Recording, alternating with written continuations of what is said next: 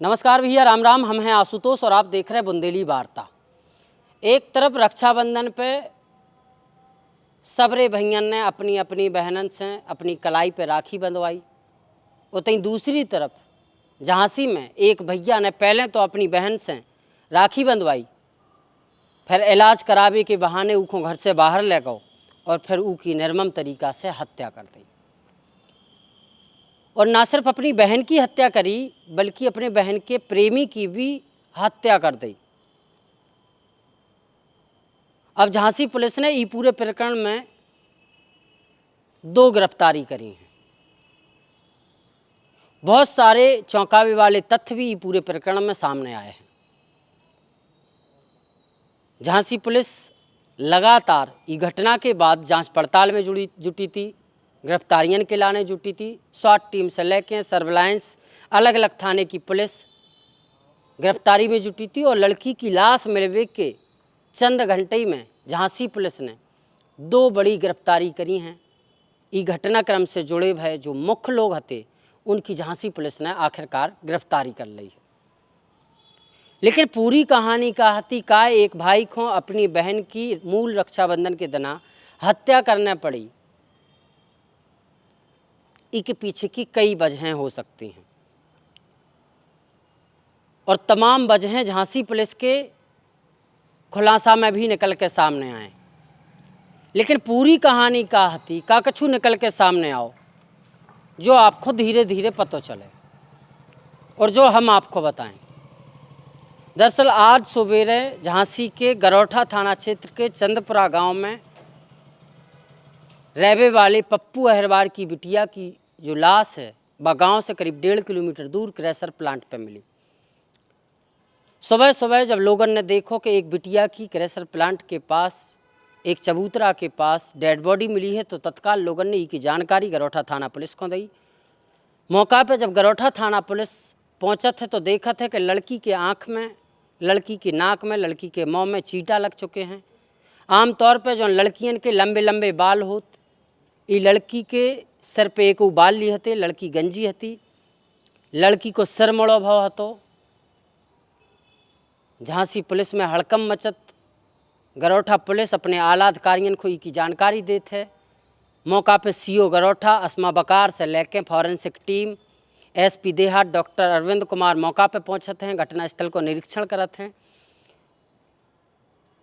और अभी तक कानून को पता नहीं रहते कि जो लड़की को है कहाँ की है। तो सबसे पहले पुलिस इसकी शिनाख्त कराते, पहचान कराते तो पता चला था कि जो लड़की बगली के गांव चंदपुरा के रहने वाले पप्पू अहरवार की बिटिया है। पुलिस घरवालन से जानकारी जुटाते तो पता चला था कि जो लड़की अपने भैया के संग निकली थी और भैया घर से गायब है। एसपी देहात डॉक्टर अरविंद कुमार को बयान सामने आते हैं कि लड़का नहीं मिलो, उनको भाई नहीं मिलो, भाई मिले तब ई मामले में कछु घुलके कई जा सकत है। और पुलिस अब ई लड़की को शव को कब्जे में लेके पोस्टमार्टम को भेजवे की तैयारी करने लगत है। लेकिन जब पुलिस अपने रिकॉर्ड खंगालत है तो पता चलत है कि यही लड़की को भगा ले जावे के आरोप में एक व्यक्ति पे मुकदमा लिखोगा। तो पुलिस ई लड़का तक पहुंचने को प्रयास करत है तो पता चलत है कि 2 दिन पहले ई लड़का की भी मौत हो चुकी। ई लड़का की भी डेड बॉडी खून में लथपथ झांसी जिला में मिला थे। झांसी जिला के लहचूरा थाना क्षेत्र के गुड़ा गांव के पास पड़वे वाले झारखंड आश्रम के पास मिला थे, धसा नदी के किनारे मिला थे और खून में लथपथ मिला थे।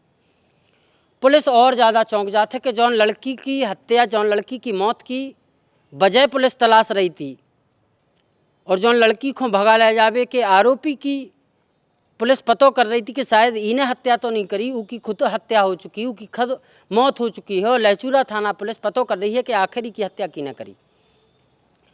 तब पुलिस और ज़्यादा सख्ते में आ जाता है। अब एक एक करके 2 लाशें पुलिस के सामने और 2 लाशन के पीछे की वजह 2 अलग अलग थाने की पुलिस तलाश रही। और जैसे ही झांसी पुलिस के बड़े अधिकारियों तक जब बात पहुँचे थे, झांसी पुलिस के जो अधिकारी हैं वे स्वाट टीम से लेकर सर्विलांस और अलग अलग कई थाने की टीम ई मामले के खुलासा में लगा दे थे। उते जौन लड़का की लहचूरा थाना क्षेत्र की पुलिस ने लाश बरामद करी थी, ऊखो लेके भी चौंकावे वाले तथ्य निकल के सामने आए हैं। बताई जा रही है कि जो लड़का है ऊको नाम विशाल है और इसकी उम्र केवल और केवल 19 साल है। 7 तारीख को ई विशाल के गांव यानी कि पसराई जो टहरौली थाना क्षेत्र में लगत है, पसराई गांव में 2 लोग आए। ये 2 लोग भी वही गांव के हते जो गांव की जो लड़की हती। एक व्यक्ति को नाम प्रकाश प्रजापति और एक वही लड़की को भैया जी को नाम अरविंद बताओ जा रहा है। ये 2 ही लोग 7 तारीख को विशाल के गांव पसराई पहुंचत हैं और पसराई गांव में वो विशाल को दिल्ली में नौकरी दिलावे के बहाने अपने संगे लवा जाते हैं। ई के पहले विशाल के पापा यानी कि हल्के राम अहरबार कछु पूछ पाते, जल्दबाजी में विशाल को लेके ये 2 लोग निकल गए। लेकिन दूसरे दिन यानी कि 8 तारीख तक जब विशाल घर लौट के नहीं आओ तो फिर विशाल के पिताजी चंदपुरा गांव पहुंचे और वो व्यक्ति के पास पहुंचे जो उखो लोआ गाँव तो प्रकाश प्रजापति। और विशाल के पिता हल्के राम प्रकाश प्रजापति को इसे जानत थे कैसे प्रकाश प्रजापति की रिश्तेदारी यही पसराई गांव में एक जगह थी। इसे वे प्रकाश प्रजापति को जाना थे। प्रकाश प्रजापति के पास चंदपुरा गांव पहुंची तो उनकी तरफ से बताई गई 8 तारीख को कि उनको लड़का सुरक्षित है, जल्दी घर आ जाए, चिंता करने की कोई बात नहीं है। और 8 ही तारीख को लहचूरा थाना पुलिस को विशाल को 100 मिलत है तो पुलिस भी की पहचान में जुट जात है। लहचूरा थाना पुलिस अलग अलग व्हाट्सएप ग्रुप और अलग अलग तरीका से इस लड़का की पहचान करावे में जुट जात है कि आखिर जी की डेड बॉडी मिली है वो को है। अलग अलग ग्रुपन में की फ़ोटो भेजी जाते है। तभी जा एक फ़ोटो पसराई गांव के प्रधान के व्हाट्सएप ग्रुप में पहुँचत है। प्रधान जी फ़ोटो देखत हैं तो उन्हें लगत है कि जो लड़का अपने गांव को हो सकत है और जौन परिवार को जो लड़का होवे की प्रधान जी को आशंका थी वो परिवार के लोगन को फ़ोटो दिखाते हैं तो उसकी पुष्टि होते कि जो लड़का विशाल ही है। विशाल की फ़ोटो तत्काल विशाल के पिताजी को भेजी जाते है जो उस समय रक्षाबंधन पे अपनी बहन के तय मड़ोरी गांव में हते राखी बंधवा चुके थे और खाना खावे को इंतजार ही कर रहे थे। इतने कई में जब विशाल की फ़ोटो अपने बच्चा की फ़ोटो उन्हें दिखाई जाते है तो उनके पाँव तले ज़मीन खिसक जाते है। पिताजी दौड़े दौड़े टहरौली पहुँचत हैं। टहरौली में एक कार में सवार होकर चौकी पहुँचत हैं। चौकी में पुलिस बताते हैं कि लड़का को 100 मिलो है, खून में लथपथ मिलो है। तो पुलिस को जब पूरी बात बताई जाती है कि 2 लड़का आए थे, प्रकाश प्रजापति भी है तो। लेकिन सवेरे ही सवेरे 10 तारीख को लड़की की भी लाश मिलत है तो पुलिस चौंक जात है। गरोठा पुलिस और लहचूरा थाना पुलिस अभी केस में जुट जाते हैं। स्वाट टीम से लेकर सर्विलांस जुट जाते हैं और सबसे पहले पुलिस प्रकाश प्रजापति नाम के वो व्यक्ति को उठाते है जो पसराई गांव में विशाल को लेबे खिलाने पहुंचो तो प्रकाश की गिरफ्तारी हो और प्रकाश की गिरफ्तारी के तुरंत ही बाद ये लड़की के पिता को एक बयान भी सोशल मीडिया पे आ जाते है जी वो लड़की को पिता खुल के बताते कि उसकी लड़की की हत्या खुद ओई के लड़का ने करी यानी कि ओई के भाई ने करी। अब साफ हो चुको तो कि लड़की के भाई अगर अरविंद ने लड़की की हत्या करी तो कितों न कितों 2 दिन पहले जो विशाल की डेड बॉडी मिली है उसकी हत्या में उसकी मौत में भी कितों न कितों प्रकाश से लेके ये लड़की के भाई को हाथ हो सकत है। पुलिस ने देर शाम लड़की के भाई अरविंद को भी अब अपनी गिरफ्त में ले लो है।